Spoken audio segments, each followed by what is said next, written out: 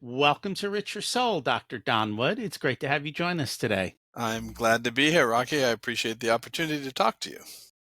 And I'm excited for the conversation. We always like to start at the beginning. What was it like when you're growing up, and how much did your family and school teach you about money?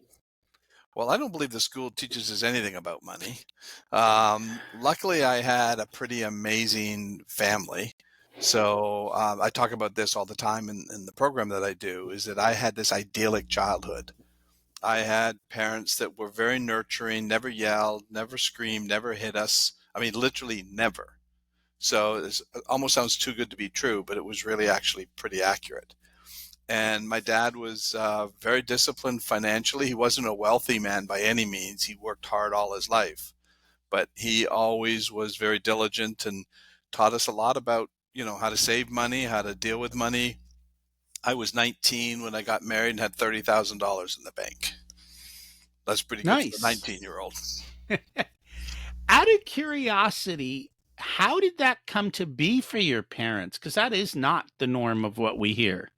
Well, I think my parents came up, obviously they went through two world wars and the depression, so they were very conservative with money. I always remember, I always joke that my dad really wouldn't spend a lot of money, and he was very conservative with that. If we needed something, we obviously had it, so we didn't go without anything. I think that I really remember, though, Rocky, was always food. There was always food in the house. I don't ever remember, like, as a child having to go, oh, there's nothing to eat. We had tons of stuff to eat. We had pantries, fridges. So when I raised my children, that was always one of the things that we did too. So just an interesting thing. It sounds almost like a scarcity mentality where, especially if you grew up during the Great Depression, having a fully stocked, food cellar was important because you never knew. And that probably gave him a ton of peace of mind. Yeah, and they had a garden. They grew stuff in, and my mom would can stuff and jar stuff, and there was always lots of staples. I'm not saying the best food because we had cereals and we had all kinds of stuff, and we ate meat and potatoes all the time. My dad was British background, so it was always steak, meat, potatoes, roast beef, things like that. But I've been healthy all my life, so obviously something was good. So is my brother and sister. We've all been healthy. Oh, good. Well, in today's world, that's not what you normally hear. Great upbringing, healthy lifestyle, and it's more the outside the norm than the norm. Well, it was interesting though, because growing up with that kind of a lifestyle, I had this nurturing home. My parents, like, literally never argued. We never heard them argue. Maybe they did behind closed doors, but we never saw them fight or argue. And they never hit us. We were disciplined, but it was always done without anger. It was like, okay, here's what you did wrong. Here's the consequences. My dad always said, you can disagree with me as long as you're respectful. And so we could talk to him. We may not like the discipline that we got, but he would say, you can tell me your opinion and then I'll give you the final rule. He was the judge, like, I'll give you the final ruling. And, but it was a great way to grow up because I never had any fear.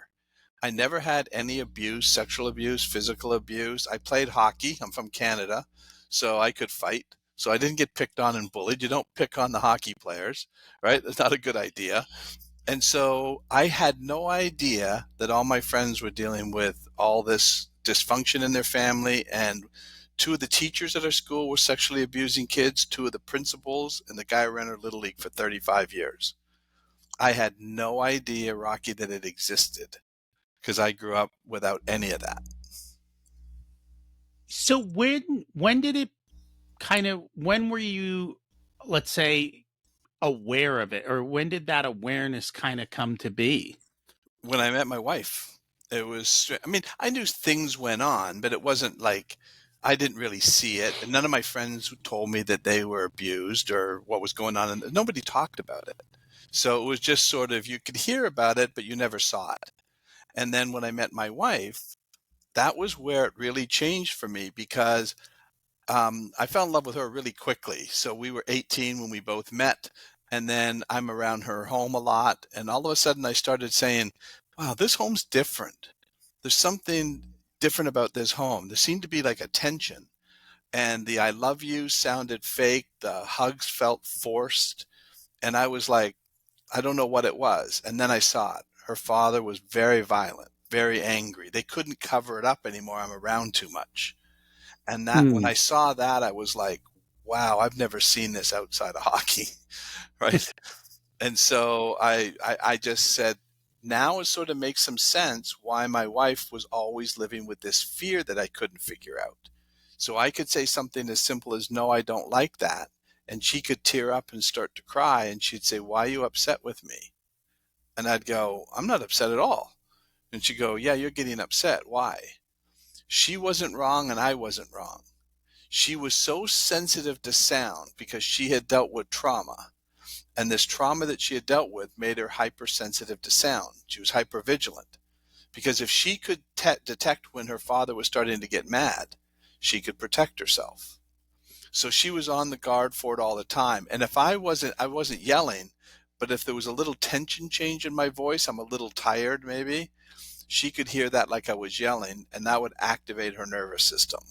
And then she would go into a response of fear, even though there's no way she's afraid of me.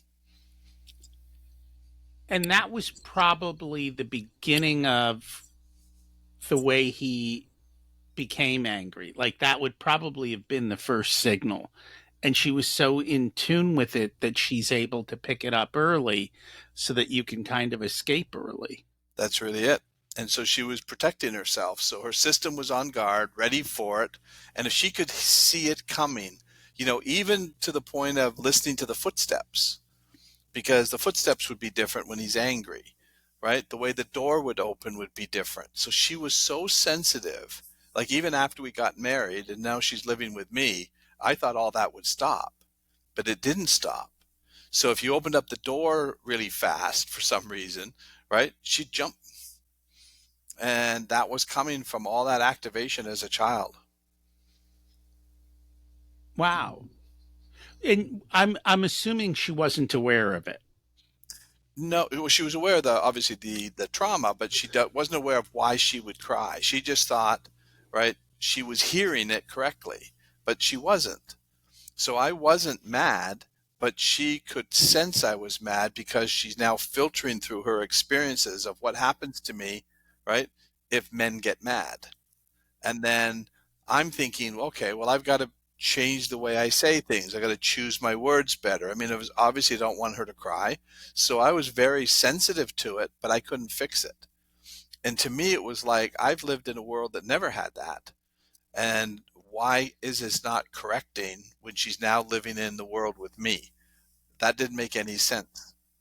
And that's what I sort of discovered through this whole process, through the research that I did as to why that was happening. So most people don't usually take that tact of starting to research and dig into it like you did. No, and I didn't really do it that early. I didn't do it until my daughter was diagnosed with Crohn's. And she was diagnosed with Crohn's at 14. And we had no idea. So we started trying to figure out where's the Crohn's coming from. And they told us with Crohn's, there's no cure for Crohn's. They don't even know what causes Crohn's, but she's going to have to manage this for the rest of her life. And so she ended up having 4 resections done. They took out 24 inches of her intestines. They told us that she's going to eventually end up with a colostomy bag, and that was all they could do. And so then when she ended up with a second autoimmune disorder called idiopathic pulmonary hemosiderosis, that was again autoimmune. And they said her lungs started filling up with blood. She started coughing up blood. And they said, there's no cure for this one. We don't even know what causes it, but she should live close to a hospital because she could choke to death on her blood. So Ooh. that's when I really went full time into doing the research, went back, got my PhD and started doing research on what's causing this, because that was potentially a death sentence. And if I didn't figure it out, she could die. So what did you figure out? So as I started doing the research, I met a lot of people who had autoimmune, and there was a common thread. All had trauma. So then we said to my daughter, is there anything that we're not aware of? Because she's living in the home that I grew up in. very loving, caring home, everything that I had growing up as a child. And then she disclosed to us that she had had some sexual abuse when she was 6 that we didn't know about, which devastated my wife Bridget, because she said my wife Bridget dealt with that too. And so sexual abuse is the number one pandemic in the world. It's not being talked about, it's not being treated very well, but it's showing up in all kinds of health issues. And so all those things are running in the background, and that's what it was for my daughter. That's what it was for Bridget. And so I thought, okay, that makes some sense. So what is this trauma doing? And what I discovered is that this unresolved trauma is creating inflammation. Inflammation is the response to trauma, physical or emotional. It's a cell danger response. That inflammation then compromises the immune system, compromises the neurotransmitters. So if the inflammation is high, and then the immune system, the genes that regulate the immune system downregulate, and the neurotransmitters downregulate, you're going to get sicker and you're going to feel bad. And the inflammation is high. So the system's in a cell danger response, but the trauma keeps running in the background, and that's why it doesn't turn off. So how do you get rid of that looping in the background? That was the key for me. What I sort of had to discover is because all these people who are dealing with it, they would do traditional therapy, or they would do meditation, yoga, all of those kinds of things, which are not bad things to do, but they weren't solving the problem. So everything, if you talk to people who have had trauma, or they're dealing with anxiety, depression, all of those things, they're going to teach you how to live and manage and cope with it. And so when I was looking at it, so my daughter was on nonstop steroid use. They had steroids for the inflammation. They had her on anti-anxiety meds, antidepressants, plus all the painkillers that they were putting her on for all the operations that she was going through. And so she was just on a basket full of medications and steroids, and yet not getting better. So I said, okay, if that's managing it. So the steroids would try Barely. the steroids would try to bring the inflammation down, which would then help some of the food get through. But then the antidepressants, anti-anxiety meds were because the neurotransmitters, the genes that regulate that, are also downregulated. So she's now getting depressed and anxious. And giving her the medication wasn't really fixing the problem. I'm wondering why we as humans hold on to so much trauma and we can't let it go. I don't know if that's true of the animal world or not. Mm-mm. But for some reason we do hold on to it. And in this case, you're talking years upon years of holding on. Yes, it's actually, that was what I really started to look at and figure out of how we need to fix this. It's a glitch. It's an error message in the way the human mind works. We have a very unique capability. Animals have one memory system. They learn through association and repetition. So if you have a dog and you want to teach the dog how to do something, you repeat it over and over. What they're literally doing is building a code. They don't have to remember the code. The code just gets built, and then they automatically respond to it. So we're all born with pre-installed software, those codes, digestion, heart rate, all of those things. We don't have to think about them. They're programmed for us.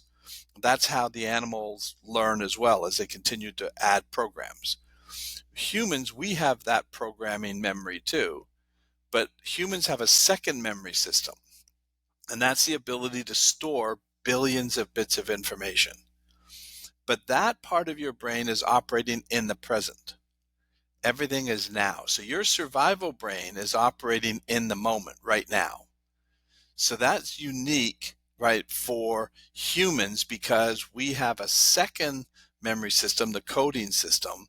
And then we also have another unique development, which is we have this intelligent part of our brain, the intellectual, the conscious part of our brain.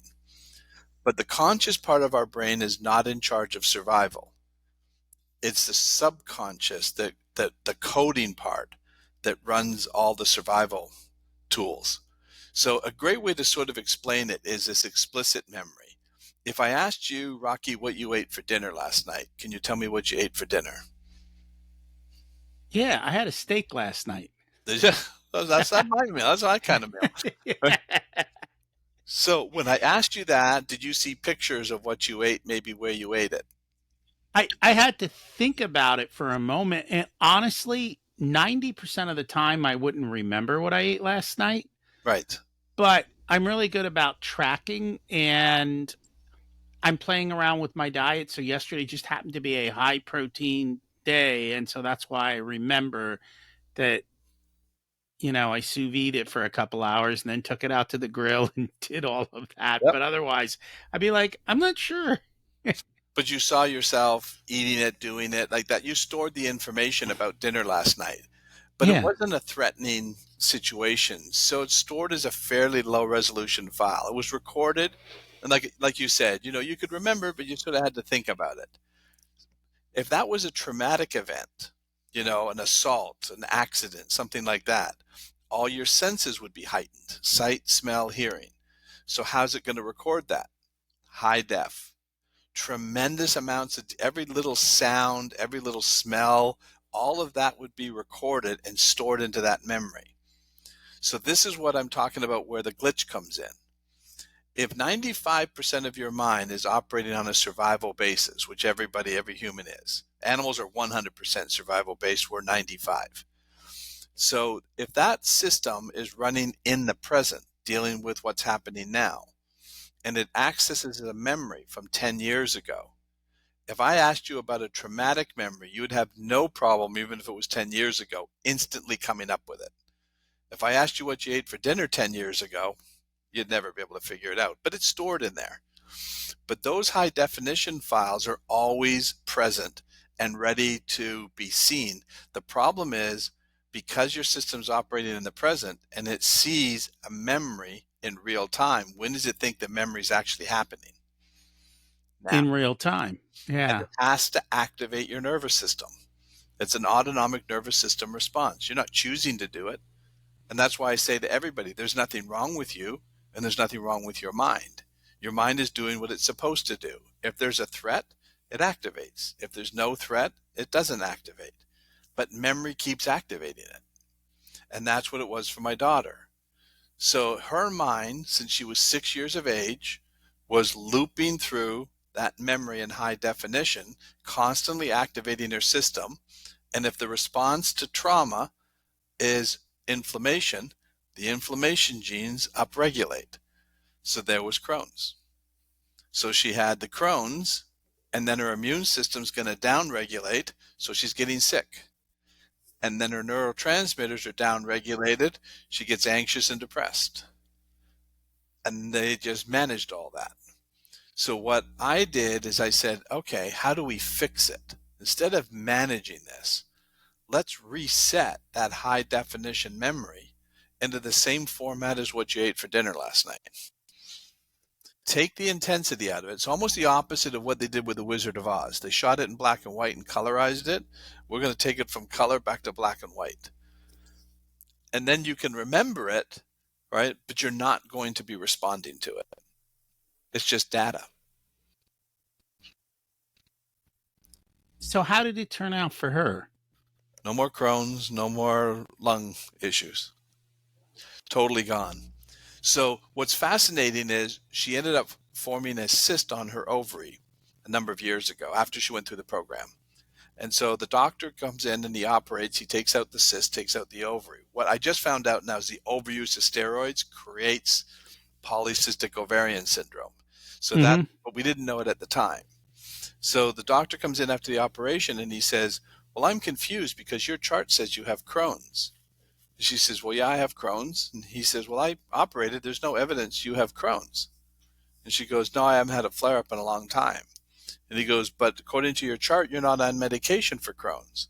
She goes, no, I don't take any medication. He says, well, I hate to tell you this. He says, you've never had Crohn's. And she goes, no, I've had 24 inches of my intestines taken out. I've had 4 different operations. I've had Crohn's. He goes, well, Crohn's doesn't go away. It's either active or suppressed by the medication. So then I explained to him what we did is that I believe that this trauma that was running, once we resolved the trauma, the inflammation came down, the immune system kicked back in. And what he said to me, he goes, that's impossible. If that was true, you'd have a Nobel Prize. I says, then you tell me what Crohn's is. He goes, Crohn's is a lifelong debilitating disease with no cure. I said, I disagree. Crohn's is inflammation. And the inflammation was a response to the trauma. That made no sense to him because that's not how they're trained. They're trained that there's no cure. So it's not that he's not smart. He's super intelligent, but he can't see it. He's a surgeon, right? Yes. Yeah, surgeons are like tradespeople. You know, they have hammers and they hit nails. Yeah. Yeah. They're not that is the way they're trained. Yep. And they're not trained like you go to a different type of doctor and they're trained to investigate, to think, to look at. Surgeons are trained to cut out. Yes. And so they have a very different mindset. And so it's not surprising at all. Well, in fact, he tried to convince her to come in and see him again later in the week and go back on medication with 0 symptoms because that doesn't make sense to him based on his training. Right. And part of the problem is the entire it's not a healthcare system, it's a health fix system or a health band-aid system probably. But yeah, when I look at, especially when you tell me autoimmune, I automatically think there's something going on. Like it's a response to something else, not necessarily medical, but something else within the body that is probably causing that to occur. And you know, they did a lot of studies. Like there were people with ulcers. Now these days it's H. pylori, but a lot of those people with ulcers, that's just how it was showing up, or back pain. That's just how it was showing up. It seemed funny that, and I don't know how this happens, but it seems like we go through the symptom du jour of this kind of activation. Right. And it seems to go through periods of different types of things. And Yeah. it's interesting to see. It's what I say when somebody comes into me and they say, I have anxiety. I say, no, that's a symptom. That's not what you have. Why would your mind be anxious? It doesn't do anything unless it has a purpose. Everything is designed to keep you alive. So it's operating in fear. What's it afraid of? It's the memory. It keeps looking at the memory and thinks you're in danger. So it's trying to warn you and you get anxious. But if you go in and tell your doctor, I have anxiety, they're going to treat the anxiety. They're going to But it's hand you only a the pill. symptom. Yeah. But it's only the symptom. What I say is why? Why are you anxious? Why are you depressed? And then just get to the root cause. Do most people know why they're anxious or depressed? Not really. You know, they may say, well, I've had trauma. I guess that's why I'm anxious. But a lot of people just think anxiety is what they have. It's almost like I caught it, like a cold. Oh, it looks like I caught anxiety. And it becomes identity.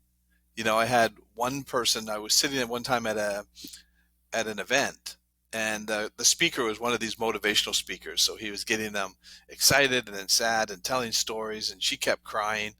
And I said to her, I said, I can see you're very emotional. And she goes, yeah, I'm a very emotional person. And I said, you know why? She goes, well, I've always been emotional. And I said, have you had trauma? She goes, oh yeah, I've had a lot of trauma. I said, well, that's why you're emotional. Emotions are the way the subconscious gets you into action. The purpose of fear is to get you to run. The purpose of anger is to get you to attack. So if you think about something that happened to you 10 years ago and you have fear, it's a glitch. Your mind is trying to get you to run, but it's trying to get you to run 10 years ago because as it looks at the memory from 10 years ago, it's now. And it's trying to get you into a response. When you see it that way, doesn't that totally change why your mind would be anxious if it keeps looking at old film? Yeah, and it's my understanding the mind has no concept of time. The subconscious. The The conscious, subconscious. The conscious mind can understand time, but it's only in charge of about 5%. It's the logical, reasonable part of your brain, but it is not in charge of survival. So the survival brain has no concept of time. So think about it this way. If you had a dog, right? Dogs are 100% subconscious, like the way we are 95. If you said to your dog and could talk to your dog and said, what time is it? That would make no sense to the dog. You go, it's now. Everything is now. They Treat operate time. in the moment. Yeah. And so animals don't hold memory. So I always talk about this. A zebra cannot feel fear of a lion unless there's a lion present. Zebras aren't imagining lions. They can't remember the lion chasing them yesterday. But if a lion shows up, it'll activate their nervous system. It's built in to their system. It's coded. But they're not sitting around thinking about lions or remembering the lion from yesterday. So they live in peace unless there's a threat. Is it just the lion showing up, or the lion showing up with the energy that sets off the zebra? If the zebra feels that it's going to be attacked, the zebra Yes. could see the lion, maybe not. If the zebra's in the distance and he sees the lion in the distance, he may not immediately respond. But if that looks like that lion is about, getting too close or ready to kill him, then the zebra will start to activate. Okay. I forget. I was listening to something recently and they were talking about the fact that there are points where the animals will be around the lion and they'll be cool because the lion's not in hunt mode. Right. And so it's not setting off an energy pattern that they can feel. They definitely into energy. So they can sense. That's why they use animals for therapy. So we basically, when we're calm and at peace, we're in an dominant alpha brainwave state, which is running about 7 to 14 hertz or cycles per second. If we're in an agitated or heightened state, we're in a beta brainwave state, which is between 15 and 30 hertz. So if you've got a veteran who's dealing with post-traumatic stress and in a high beta state, the dog is in a alpha state, very relaxed and focused. So then the dog can regulate the veteran by just getting close to him and changing the brainwaves. Hmm. It's fun. So I have this theory. I don't know if it's true or not. Young kids don't know how to regulate themselves. Right. And that's why when they're close to parents, they can regulate off the parent. Right. If the parent is freaking out, the kid's freaking out. If the parent's not freaking out, they naturally calm down. It's like when your kids are little, if they fall over and you laugh, the kid laughs. If they fall over and you freak, the kid freaks. Yeah. And I just found like all animal cultures, the animals sleep together, right? Parents and kids, so to speak. In human culture, in the United States, that's not so. But in a lot of parts of the world, the babies sleep with the parents. And so I think it gives them more of an ability to learn how to be a little bit more regulated. I think it's a step we're missing here by separating parent and child so early. I don't know if you've ever seen anything or if I'm not coming from a scientific No, standpoint. but that is interesting. It's probably a good point. And I can illustrate that another way is, when they have these school shootings, obviously it's a post-traumatic stress situation for the child. So one of the things that they have discovered now is, where most of the post-traumatic stress comes from? When they see their parent right after. Because the parent's freaking out, crying, screaming, So they're looking for, am I safe? And the parent doesn't look like they're safe. So what they're starting to understand is they've got to really teach the parent that when you see your child right afterwards, you need to be smiling, open arm, come to me, I got you, right? That will change the post-traumatic stress from that event, the severity of it. Pretty interesting. So almost similar to what you're just talking about.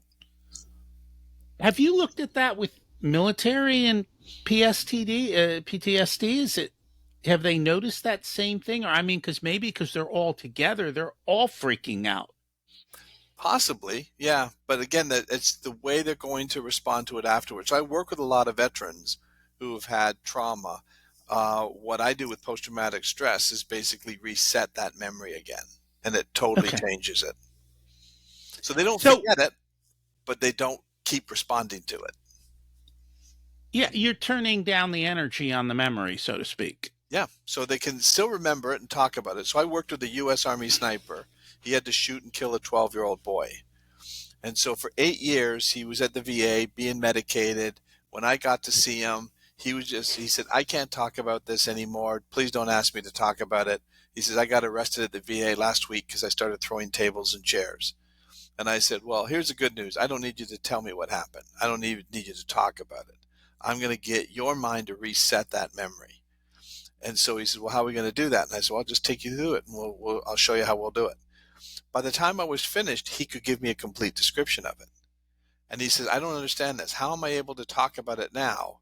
Right. When before I couldn't talk about it without breaking down and crying. And I said, because for 8 years, your mind's been trying to get you not to pull the trigger. It's been activating your nervous system into a response that you can't do. So your mind sees you shooting the 12-year-old now. What's it going to try to get you to do? Don't shoot. But is that possible? It's not. So one of the things that I talk about with depression is a function of the brain, not necessarily a dysfunction. So his mind for years has been trying to get him into an action by using an emotion of either fear or anger. And for years saying, don't shoot, whichever way it's using it, fear or anger. But he can't do it. So how does the mind protect you? It stops using the emotion. It goes flat, depressed, because it's trying to protect you from the pain. That's a pretty good function.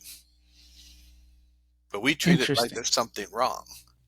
But in actual fact, it's the mind trying to get an action, and then it just gives up on the action and says, this is too hurtful. Let's stop calling for this action and go into a depressed state. So, how are you able to help your wife and your daughter? Was really just developing this program, understanding it, and developing a way to reset the mind and reset that memory. And so what I did is developed a 4-hour program that the first couple of hours are all about the science and education of what I learned. And the thing that I hear all the time is people say, this is making so much sense now. I say, doesn't it make sense that your mind would be activating because it thought you were in danger? Hollywood has made trillions of dollars from this. We can sit in a movie theater and it can convince us that something on the screen is actually happening now.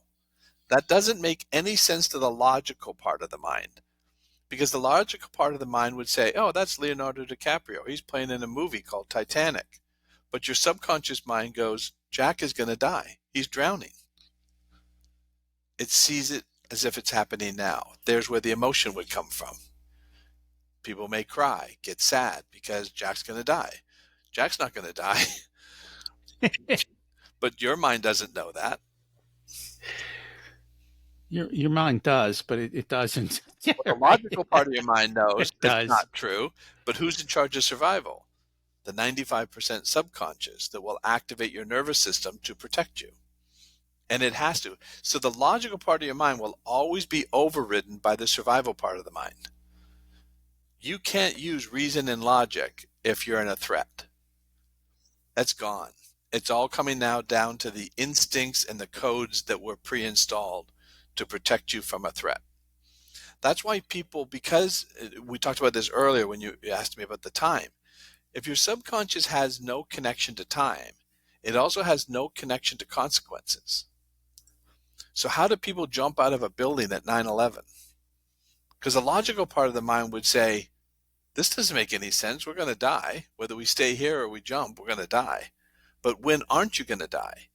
Now. And that's all Mm, the survival brain can deal with is now.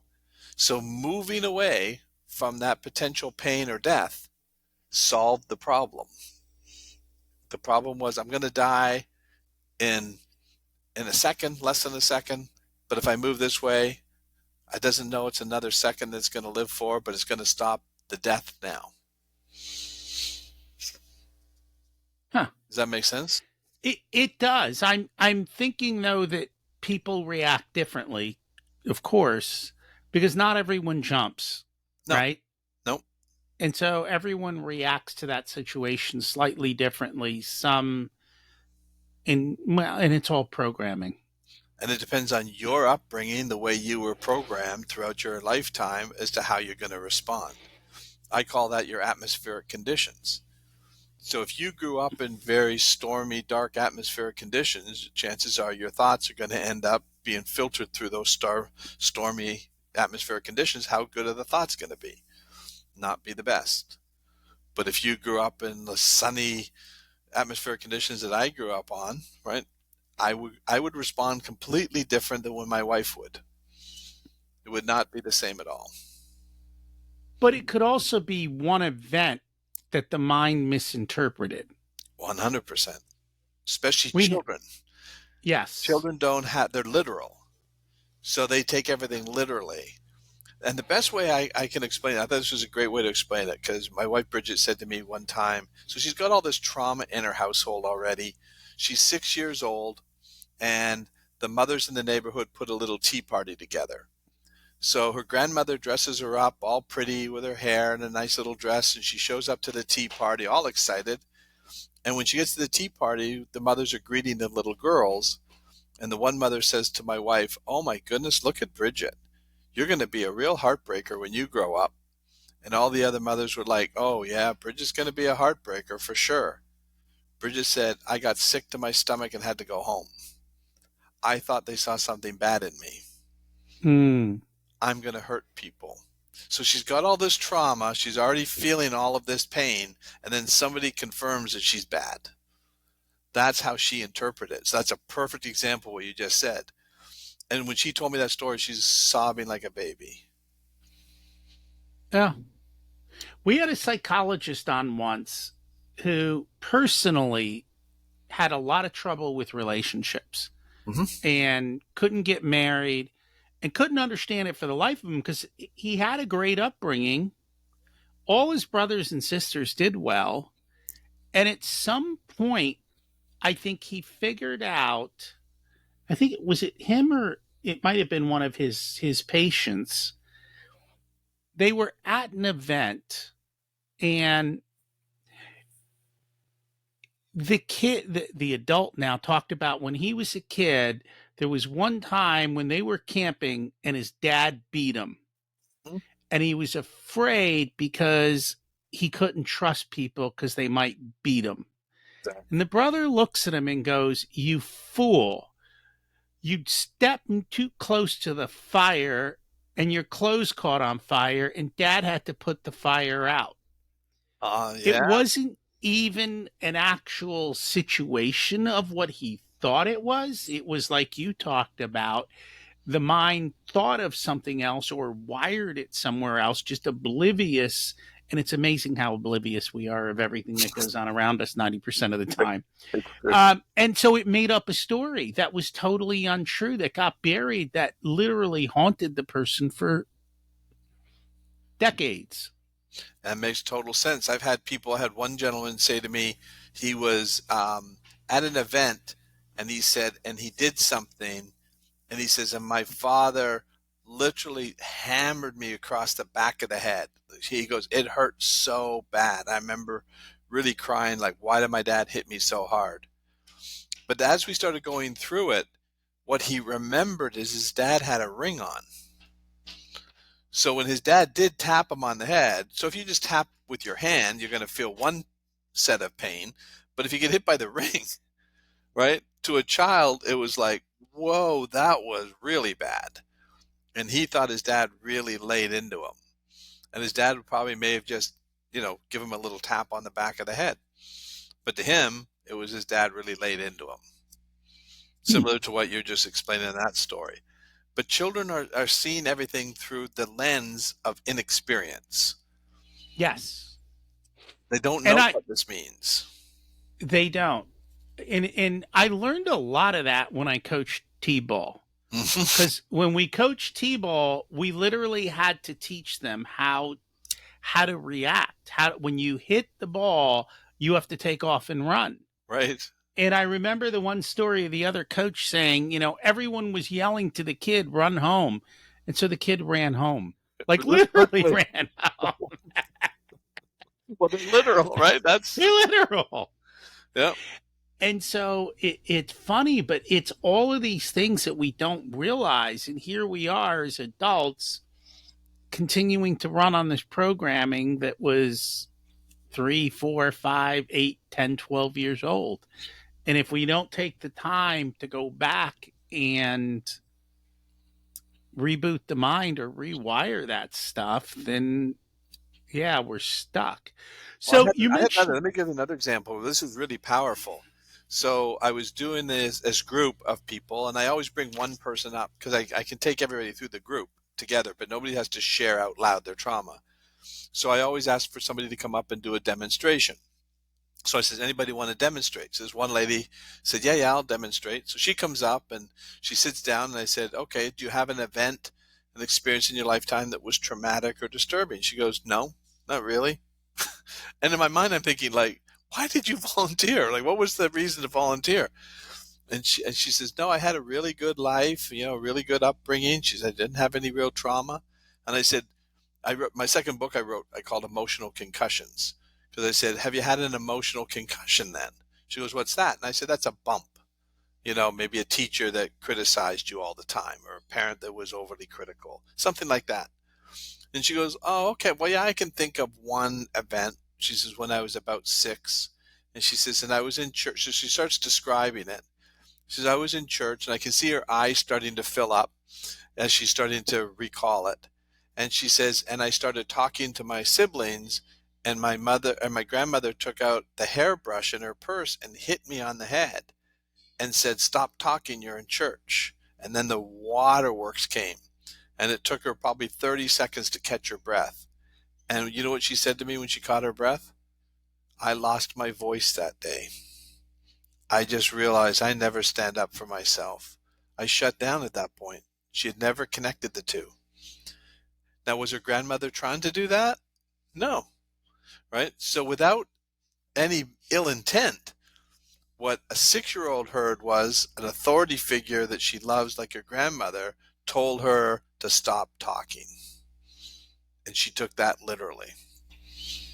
yeah, it's funny, going back to Hollywood. I love watching Suits because of the interplay of emotions and behaviors. Yep, And there's one where the guy's like, "Oh yeah, I don't have any of these problems. I don't have like I don't react this way."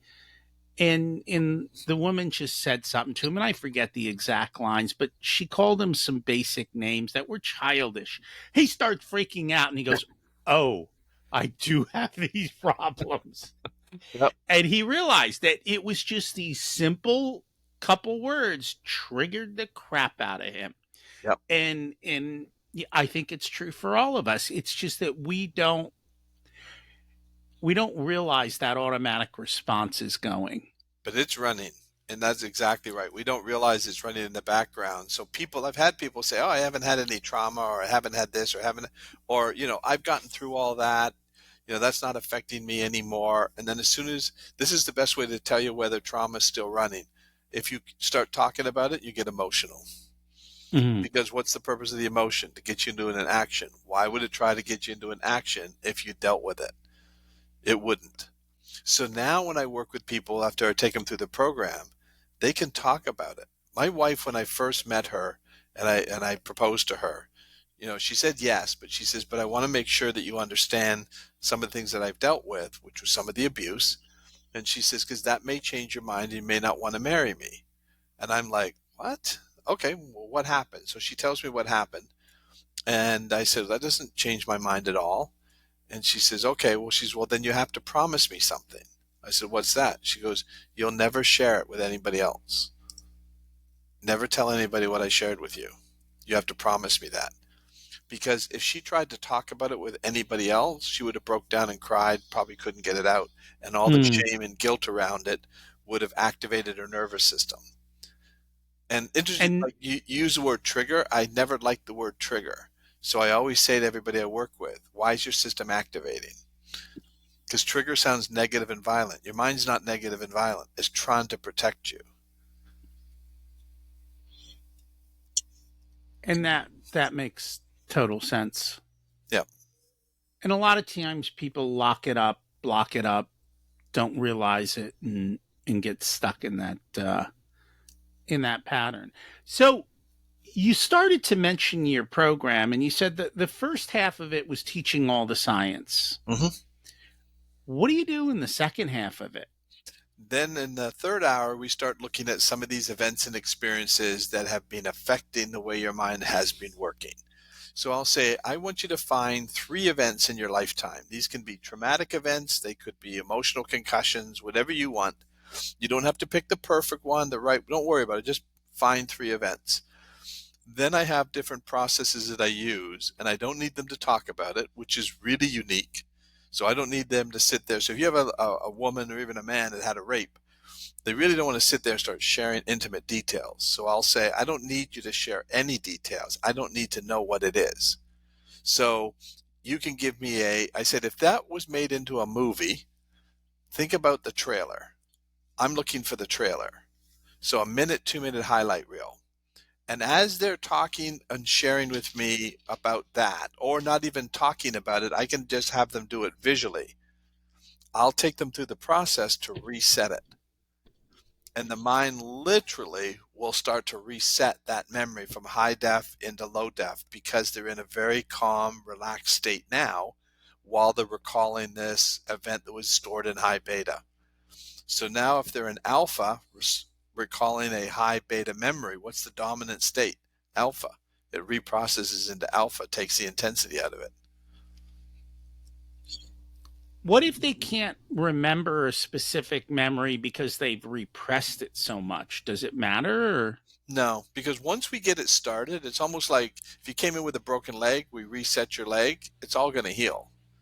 So all we really have to do is get the process started, and your mind continues to run more and more of that data and uses what it just learned. It's brilliant. Our brains are designed to heal. It's just gotten Mm. stuck. So I had a lady who had really bad sexual abuse as a child, multiple events. We did 3 events, and she said to me after we finished the third one, she's, well, we're going to be here all night because I have a lot of these. I said, we don't need to do any more. She goes, don't we have to go through every single one? I said, no, your system's got it down now. It's going to run it. We just installed a new app. Let it run the app. And she says, okay. So I met her just at a store by chance about a month later, and she came up to me and she says, I got to share something with you. She said, after we did those 3 events and I went home, she says, for the first time ever in my life, I sat down with my husband and I shared with him what happened to me as a child.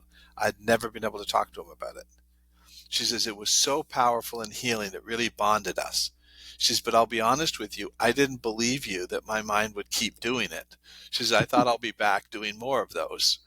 And she says, but I was at Universal Studios with my husband and my daughter, and I was riding on the escalator, and I'm looking over the escalator, over the railing, and my daughter says, Mom, look at what you're doing. And she said to me, I never told you I had a fear of heights. We never even discussed that. And it's gone. So whatever event created the fear of heights also got reprocessed. It's pretty amazing. It is, and I can relate to that. I've heard, and I've heard of other modalities, hmm but they all have the same process. Like they fix this one part of it, and then all these other things that had nothing to do with it seem to self-resolve. They do. And it's just that reprogramming part of it. Yeah, the Is mind there got any stuck. It's just gotten stuck in a loop. We just got to Yeah. start addressing the loop. Is there anything else we should talk about with regards to that program? I think the best part about it is we have 3 different ways of doing it. 1, you could come one-on-one and I take you through the process. 2, you could do it in a group with a number of other people. I do that with businesses. And the third way is we have an online digital version of it. And that's very effective. So people can just do it at home on their own. and they can take themselves through the 4-hour process, and we get amazing results with that. That's impressive.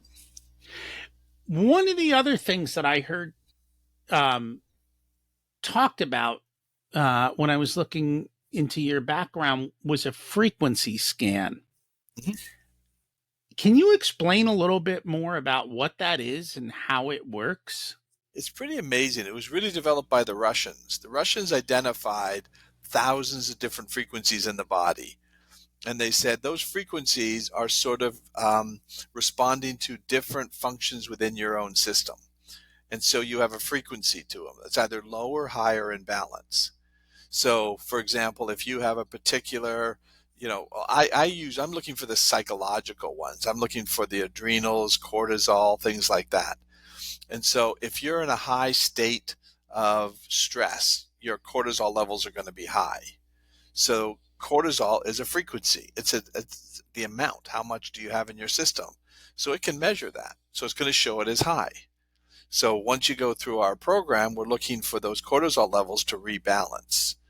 And so it does about 750 different markers in the body. It's like almost looks like what I've got on here, but it's more on the temple area. And it's basically sending a frequency through the body. It's a current. And then the brain will then respond and tell you all these different markers what the balance is. Mm. And then what we do, the next thing we do is send a frequency optimization. So then it's like, okay, let's try to put the correct frequency back in and see if it then adjusts to the new frequency, almost like a guitar. We're going to try to tune it. If it doesn't tune on its own, then it may be either physical or psychological. You could be short on a vitamin, nutrient supplement, or it could be psychological where it's out of balance. So that's what we're looking for. And is that a proprietary No, or it's called an AO scan. There's another one called Zyto. A lot of people use Zyto. Again, it's just measuring frequencies in the body. And it's pretty amazing how fast the body responds to adjustments. So I see a lot of times, I use it because I want to see what changed. So I worked with a lady who had been in addiction for 17 years. She had 200 and I think 55 red markers. That meant high, out of balance. And by the time we were finished, she was down to like 3. So mm, the system adjusts. And what she said to me, she goes, I've been abusing drugs for 17 years. I thought my body would never recover. She says, I can't believe that it could adjust that much. And it did. So that shows you how powerful it is when you can get everything back in balance. And most of it is coming from, I think 80% of the health issues we're dealing with are psychological, 20% are physical. I would not disagree with that at all. I got to see Patch Adams talk years ago. Uh-huh. Yeah. Are you familiar with him? Yep. Yeah. I have a series of audios and I talk about different people, and Patch Adams is one of them.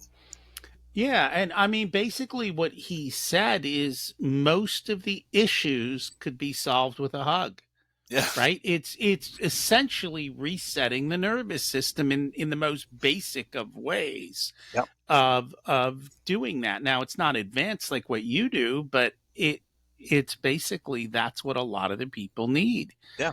They're not And feeling safe. Safety yeah, is the number one fear for the mind. Uncertainty and safety. Those are the two things that the mind is concerned about. So if you can create a sense of certainty and safety, then you calm down the nervous system. mm, interesting. That's why I talk about to parents, it's so important to make your home safe. So I could get bumped by a teacher, a coach, a friend, but as soon as I came home, I'm in such a nurturing, loving environment, my system would reset.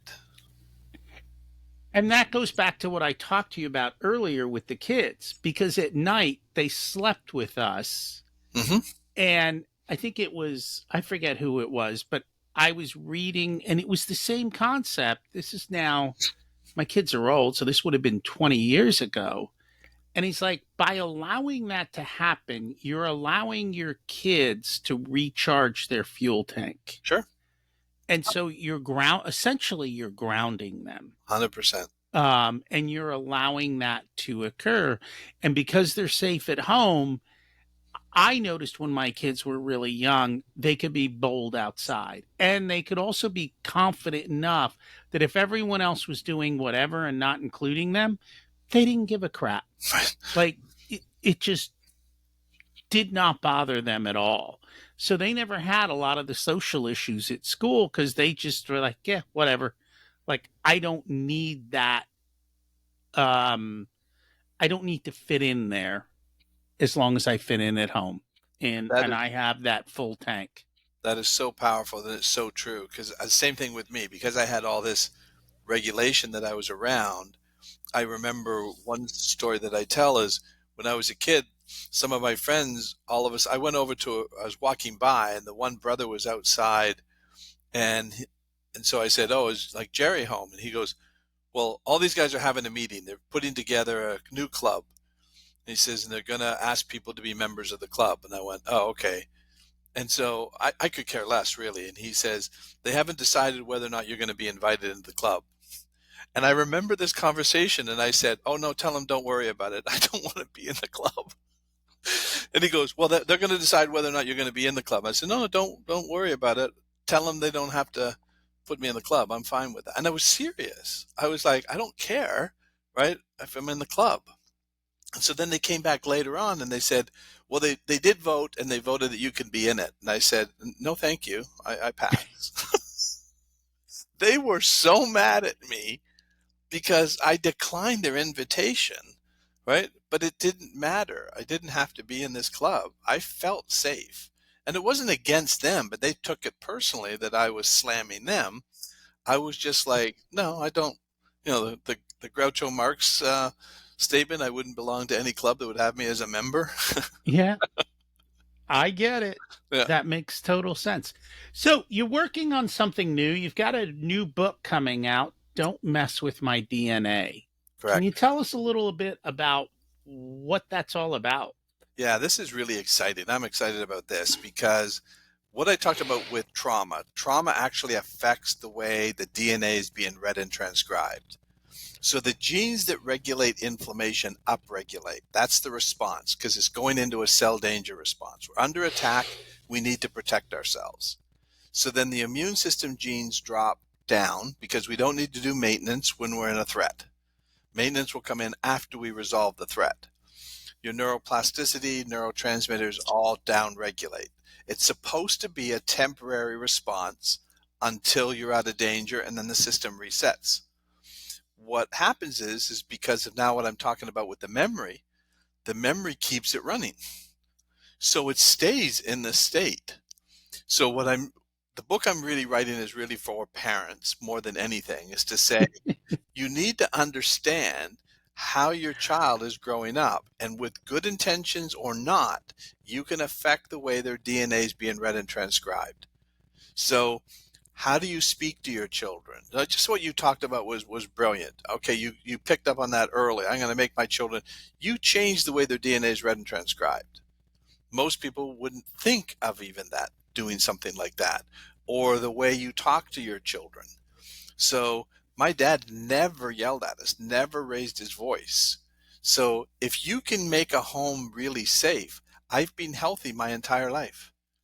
I never get sick. I played hockey, 60 stitches in my head, 6 concussions, never missed a hockey game. I played. Now today they wouldn't let me play with the concussion protocols, but back then it was like, how many fingers am I holding up? And I'd go 3. And they go, that's close. So just keep playing. They just keep sending me out. But again, I was healing 2 or 3 times faster than my teammates. I didn't know it at the time, but now I get why. Is because my immune system was strong because my nervous system was strong. And that's Hmm. what I talk about in the book. Don't mess with their DNA. Keep their home safe. Keep them safe. The world's going to bump them. So you have to teach them how to regulate, and they'll regulate. So I will admit I did yell at my kids, Hmm. but I think they felt safe within it. Hmm. And because of that, Yelling doesn't bother them Right. But if everything because else was safe around it, so you yeah, probably balanced it with everything else. So if it's a we loving home, did. like my wife grew up with a father that screamed and yelled and then would say, "You know I didn't mean it. You know I love you." That's why I was saying the "I love you" sounded fake. The hugs felt forced Mhm. because they didn't feel like that. But he was trying to make him feel better. And Right, so that's not good. But if you yell at your kids and it's sincere, you hug them and I'm not saying it's good to yell. I'm just saying if right. you did, you figured out a way to counter some of that with some of the other behaviors. And so you probably mitigated most of that. Yes. Yeah, and I think that's what it was. It was more in dangerous situations Hmm. or, when they don't listen because 'cause they're deaf, Yeah. they've turned me off, but it's okay. Yeah, it's funny. That is the biggest thing I've learned is every time I read a psychology book, I really come back to the concept that, "Oh, it's a parenting book." Because that's where everything goes back to, and until we reprogram that first 12, 14 years, you're gonna get stuck running on childhood coding, and so it's And time to do it. and that's what we fixed. So we're now doing DNA study. So we're going to measure the DNA before they go through the session with me and then 30 days or more after the session. We did it with neuroplasticity and we showed that we got a 45% change up regulation in neuroplasticity, which is massive. So now we're Mm, working on the inflammation genes, the immune system genes. We're going to be announcing a study with a prison out of Ohio. We're going to be taking some of the prisoners through this program and showing what changes. And then we're also doing a hospital up in Detroit, that ER department, to show all the stress that they're under, if we can regulate their nervous system. Because mm. even though they could be high functioning people, they're still dealing with their childhood trauma. If we fix that, imagine how much more efficient they can be. And so we just did one person just sort of as our first test on the DNA. Now, this guy is a high functioning guy, very successful business guy, well known personality, online. And so he said, I'll go through the program and we'll record it. So we recorded the whole 4 hours. He's going to be posting this up on his channel. But we said, let's do the DNA before. So he's got a really, very calm guy, very successful guy. Nobody would say that this is a guy that has any issues, right? And he doesn't feel like he does. But he said when we started doing the recording, he has the Whoop band. He goes, my Whoop band tells me I'm stressed. He says, but I'll be honest, I don't feel like I'm stressed. He says, so either the Whoop band is misreading it. He says, or I don't know what stress is. He says, because he doesn't seem stressed. He's very cool. So anyway, we said, well, let's see what happens. So we took the DNA before the session and then did it 30 days after. This is remarkable. His inflammation dropped 50%. His immune system went up. The immune system, the B cells the naive B cells that are used to find any pathogen that is not being seen before to figure out how to fight the new infection, that doubled. And then the regulatory T cells that regulate the immune system to stop it from going into autoimmune disorders also doubled. That's remarkable on a very high functioning guy. So I can't wait to see what happens with the rest of the studies that we're going to be doing, and then we're going to publish those studies. It's pretty exciting. And this is the same program that we were talking about earlier. Yes, exact same program. Awesome. Because people tell Is me I feel great. I can't describe how I'm feeling great. I just know I feel different. I'm calmer. I'm not, getting into fights. I'm not getting into arguments. Like everything seems much more calm. And that's because the old trauma is not looping, activating the nervous system. that makes sense. Is there anything we should have talked about but didn't get a chance to? I think the only thing I think that's really powerful when I also work with people in addiction. I say addiction is a code. It's not a disease. If you had emotional pain, trauma, and every time you picked up that drink or you took that needle and it stopped the pain. That's a code that got built. And that's why they can't get out of the code, because the part of the brain that operates the coding is the part that stays in the present moment, doesn't see consequences, just sees results. Every time I take that drink, I feel better, right? And then somebody says, well, you can't take that drink, it's bad for you. The person's going to take that drink and go, no, you're not taking that drink away from me. You're taking away my resource for pain? No, I don't think so. That's why they get stuck. And they have done studies with rats and looking at drugs. And what they find, and even how they did the original studies was wrong. When the rats are in a environment where they're, let's call it rat happy, Yep. they don't want the drug. But if they're in a solo environment where it is depressing for them, whatever rats get depressed with, they get stuck on the drugs. So the drugs are not really addictive as people say they are. It's all this other stuff that you're talking about that's causing that to happen. And even coming back from Vietnam, a large percentage of people did drugs in Vietnam. They came home, they were in different conditions and a safe environment. They stopped cold turkey. Absolutely. And Yeah. that's what's so fascinating. That's what I say all along is addiction is a code. It's not a disease. So that study, you're absolutely right. They called it Rat Park, and they made a rat park. The rats could play. They had lots of other rats to mess around with, right? They had everything going for them. They wouldn't go near the drug stuff. But the rat that was isolated by themselves would take the drug just because they didn't like being isolated. They're social too. Rats are social. Humans are social. That is absolutely wild. What's your secret to living an abundant life? A calm nervous system. If you were to give an 18-year-old one specific piece of wisdom, what would it be? Don't be afraid to lose. Losing, you learn more from losing than you do from winning.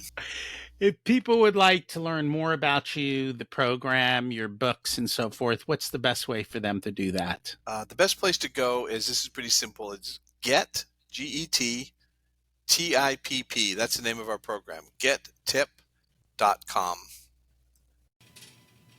Thanks for checking out this unedited video of the Richer Soul podcast. You can find the full episode along with all the back episodes at richersoul.com. This podcast is brought to you by Profit Comes First, where we help business owners to have a more profitable and growing business so they can live the life of their dreams.